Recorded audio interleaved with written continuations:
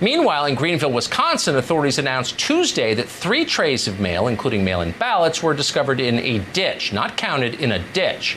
We've seen other examples of this throughout the year, including deliberate mail-in ballot fraud in New Jersey and in West Virginia. Just hours ago in the state of Texas, the state attorney general announced that a county commissioner and several others have been arrested in an organized mail-in balloting scheme that took place during the 2018 Democratic primary. But to reporters in Washington, this is impossible to believe. For the people doing it, it is confirmation that actually it works pretty well. Last week, judges on Pennsylvania's Supreme Court ruled that mail-in ballots need to be counted well after Election Day. You won't be shocked to know that 5 members of the body that made that decision, 5 out of 7 people on the Supreme Court of Pennsylvania, are partisan Democrats. They're elected. They're politicians. Last week in the state of Michigan, a judge called Cynthia Diane Stevens issued a very similar ruling. In fact, she went farther. She mandated ballot harvesting. Ballot harvesting allows paid political operatives to collect ballots in bundles and bring them to polling places. What could go wrong? Well, fraud, for one thing. In fact, all right, so what's going on here? Well, the Democrats know they got a crappy candidate in Joe Biden. They know that people think that Joe Biden is a weak candidate. Even if he was at his in top form, I don't think he'd be a good candidate. But the fact that he's showing obvious signs of cognitive decline has Democrats panicking. And so they're clearly trying to, tip the scales any way they can. And that means ballot harvesting, mail-in ballots, whatever fraud that they can concoct in order to try and swing the balance in favor of this terrible candidate. And in Wisconsin, where Miles Kristen lives, authorities investigating now absentee ballots found in a ditch, piles of them. And the FBI is probing discarded, guess what, pro-Trump ballots in Pennsylvania. So Pennsylvania, a location where all these piles of Trump ballots, rather than being counted, they were just dumped.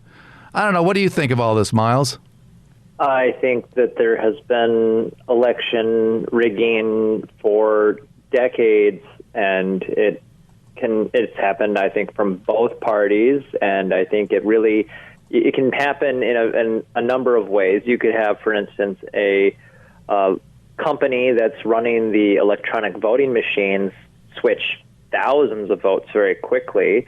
You could have one individual from either party on their own make the decision that they're going to do something illegal and throw out ballots or other, mechanisms like that. In Wisconsin, I remember when Governor Scott Walker won his recall election, and when he was reelected in 2014, there were some serious questions about how it was done, and even an out-of-state company that was involved. And I'll never forget the case of the Supreme Court race of 2011, where the Democrat won by about 251 votes. And then the next day they found like 15,000 votes for the other candidate in a ripped bag. And it was like, and then it was just enough of a percentage that they didn't have to then do a recount. And so I absolutely think election rigging could go on either side. And let's not forget back to the 1960 election between Richard Nixon, former Vice President Richard Nixon, and Senator Kennedy, where basically you had huge amounts of dead people who voted on both sides. Yeah, that was the Chicago rigging by the Giancana group, or the mafia, the Chicago mob. I think they rigged it for JFK. I mean, the world would have been a different place. We would have probably never had an assassination in 1963. I mean, JFK wouldn't have been president at the time, so it's hard to imagine that he would have been in a situation where he would have been targeted the way he was, and then assassinated in the way he was. And then, of course, Nixon went on to become president later on. In 69, I guess he was elected. We've got a clip of Biden. Let's listen to this latest statement from Joe. He was campaigning. Uncharacteristically, he's been spending a lot of time in his basement, but let's hear what he had to say. And turn this primary from a campaign that's about negative attacks into one about what we're for, because we cannot get reelected. We cannot win this reelection excuse me, we can only reelect Donald Trump. Excuse me? God, what a dumpster fire. Miles, this guy's a mess. He's a mess. You know, I've been thinking a lot about how one thing that really gets me is how people aren't more upset with when the Democrats did the whole Pied Piper strategy of like, we're going to help Donald Trump win his primary because we think he's going to be the easiest candidate to defeat, and they were completely wrong. It's like, had a lot of other people tried that same thing, like had Tulsi say been the candidate in 2016 and she had pulled something like that, they'd be so upset with her, right?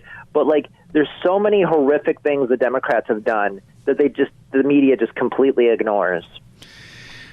Miles Kristen joining us from near Madison, Wisconsin. Are there any riots out there resulting from this latest race-related issue? There's the death. Go ahead.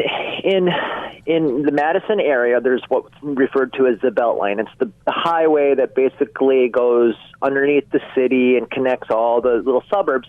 And last night, 30 cars had this. They do this thing where they're we're going to slow down traffic with a caravan of cars. And it's like, okay, well, you might not be spreading corona necessarily standing and marching outside. If you get hundreds of people jamming into a few dozen cars, that seems like a really stupid thing to do. And on top of it, it's like, what are you doing? You're wasting gas. You're wasting the gas if everybody has to slow down. There's nobody is, on their way to or from their job, sees traffic lights sees the red lights and is in a traffic jam and goes, oh, now I suddenly have changed my opinion on, policing in America because, I was put in a traffic jam. Like, it's a stupid protest that doesn't do anything except pollute the environment, possibly get more people sick. It's stupid, and they keep doing this again and again and again. And it's like they're never looking at the bigger issue about the war on drugs. They're never looking at the bigger issues about the constitutionality of some of these cases. I mean, the guy selling cigarettes in New York who got strangled to death, that was horrible. That was something that constitutionally they should have never been involved in. The guy in Kenosha who was wanted for rape, who, was potentially going for a knife, totally different situation, and they can't. Why are people not distinguishing the difference between these two types of, incidents? What are you hearing about the Kyle Rittenhour situation? Rittenhouse, sorry, the 17-year-old. It's strange how our prosecutors and attorney general and so forth, they're willing to make judgments about that case, and then when it comes to Jacob Blake, they make him out to be like this innocent guy, and it's like I'm not in support of either of these individuals, and I think Rittenhouse's trial and all that is going to be insane. And I said from the beginning, like, this was a kid. He had no place having a gun, crossing state lines, all sorts of things. Like, I think he's made the situation even worse. And it's a complicated situation with the Rittenhouse person. Yeah, my understanding is that his lawyers argue that it was not an illegal firearm. Excuse me, it was not an illegal situation involving Jacob or his firearm. But I agree with you. It's going to be a zoo when it comes time to having a trial for this guy. The people that he shot were all white guys, so it's hard to say that was a race incident in and of itself, if you know what I'm saying. And now, they're going. They're having protests in a suburb of Madison called Monona because apparently the Monona police got in a high-speed chase with a guy, and then the guy apparently killed himself.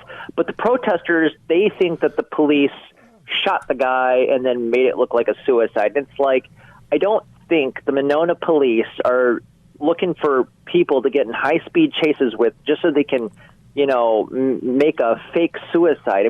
It's just, you're pulling at straws here. It's just like, I don't think is that really the case you need to look to? There are so many incidences where it was an unconstitutional stop. There was no reason to be involved in this situation. It escalated. Someone died. There's so many situations like that. And there's these shootings that didn't need to happen that involve people of all different races and genders and creeds and everything. And so, like, got to look at, like, what is the constitutional role? What is the jurisdiction? Where does the law exist? And, like, where should we be putting our resources and not putting our resources? And, you know, these are issues that affect everybody in the bigger picture, but we try to make it about specific groups, you know. We know there are millions and millions of dollars going into the ramping up and the whipping up of racial violence in the United States, and it's happening for political reasons. There are attempts to overthrow the current administration. Many of these people involved in these riots are political radicals, Marxists, whatever. So, I mean, that's confirmed.